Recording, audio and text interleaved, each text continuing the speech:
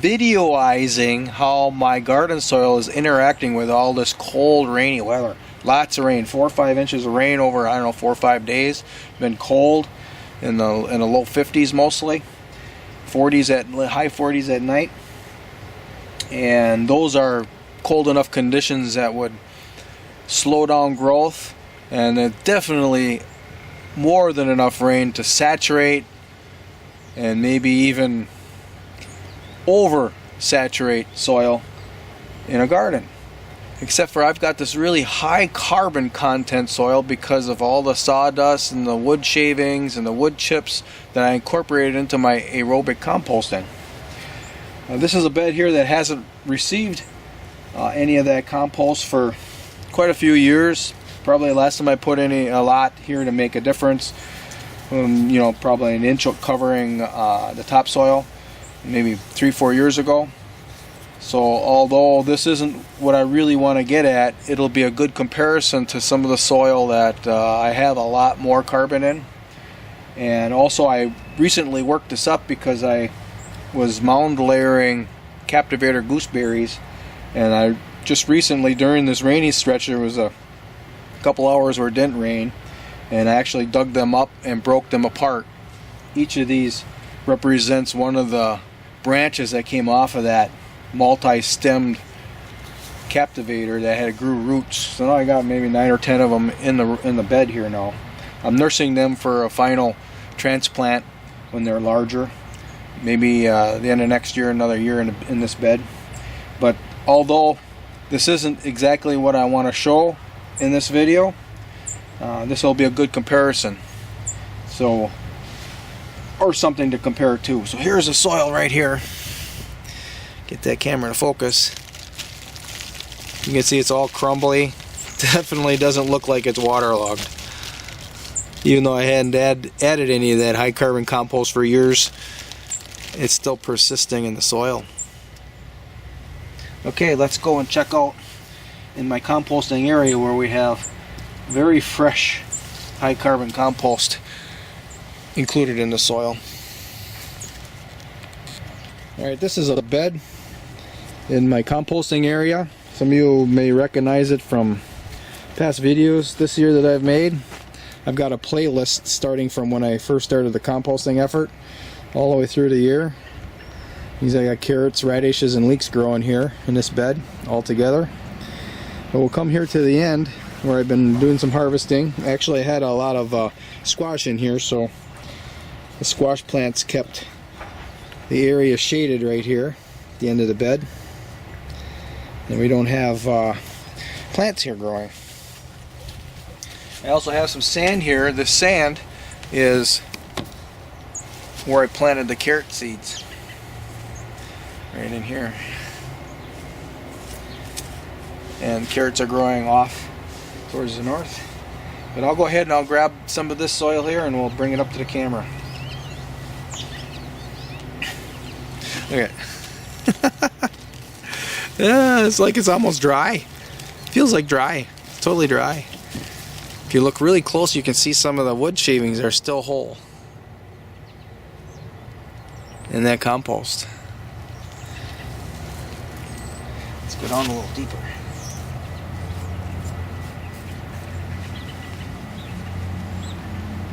I can feel it.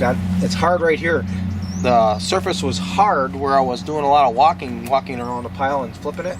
So I got to that hard bottom here. So this is the soil down to that hard bottom. So this is still compost. You can see, look at it.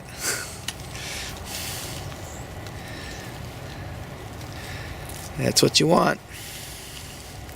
Just like that. With all that rain, you think this would be just a muddy mess. But nope. Not with a lot of carbon in it. Also interesting to note that John Dennis Liu, the fellow that's promoting these eco camps, he actually highlighted this composting series to his members. He had 20,000 members. So that's rather exciting that get that kind of attention. So check it out. Ecosystem camps. John Dennis Liu. He actually is a is a famous filmmaker, and he has made a number of films on restoration of degraded landscapes. Really cool. Oh, here's a big chunk. Let's see what's in the middle of this chunk. So this is kind of held together by itself. Let's break that apart and see what it is. Oh, look at that. Oh, is that nice? When you got soil like that, you can grow anything. Well, not anything, but you can grow what can grow in your climate. I got plastic all over the place. I got birds bringing this stuff in. They use it for their nests, so I keep cleaning it up. Since we did that little bit, let's go over here. Let's get to the larger bed. Let's do another handful right here. We're already here, right? Let's try it out. See what we got going on here. You can see, look at the wood shavings are on the surface. These were the wood shavings that were included with the horse manure that I brought on site.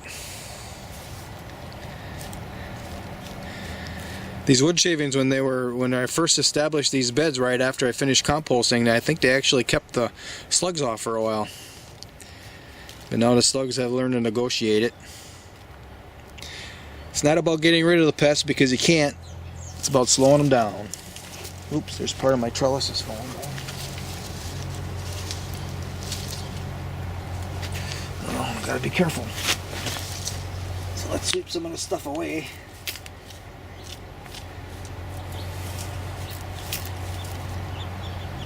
There's a wood chip there. All I got are my bare hands. That's all I need too. Look at that.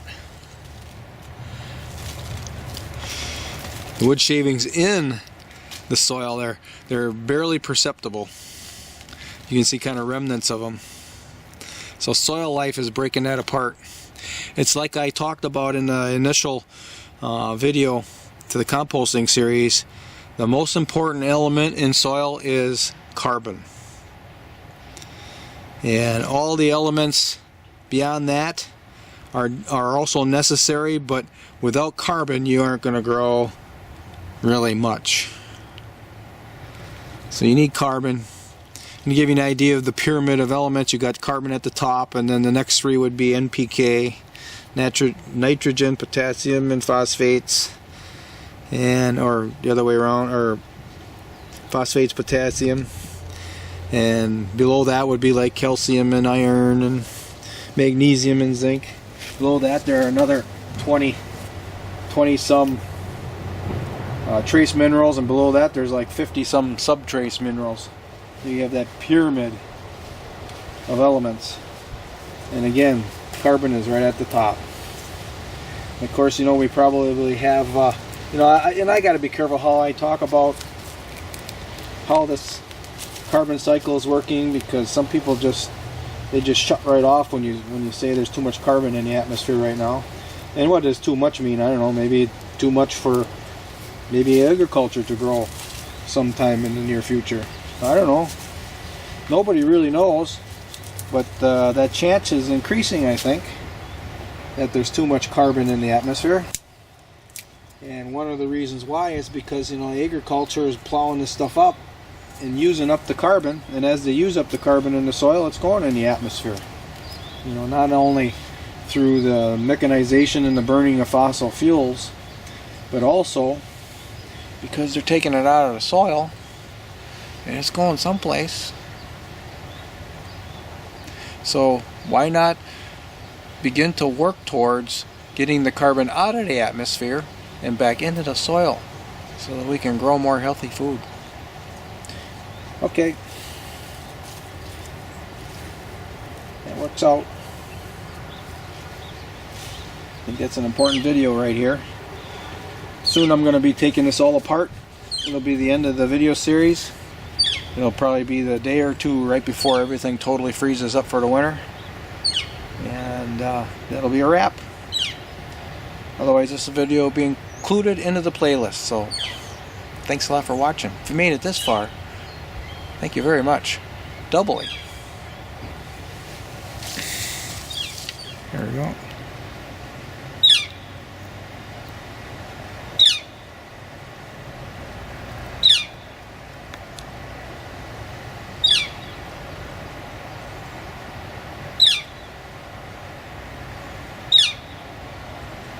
That's pretty cool.